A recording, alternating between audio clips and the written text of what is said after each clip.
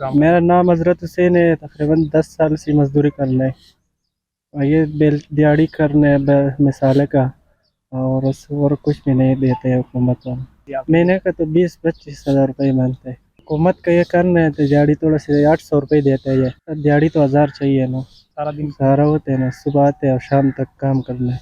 जी, मेरा नाम नेमतुल्लाह है और जो हम मज़दूरी करने के लिए सवात से आया है हम यहाँ पे बस तकरीबन 2-3 दिन हुआ और 800-900 रुपये दिहाड़ी देता है। इस पर हमारा कोई गुजारा नहीं होता है, बस महंगाई बहुत ज़्यादा है ना, और रोज़गार भी नहीं मिलता है ना।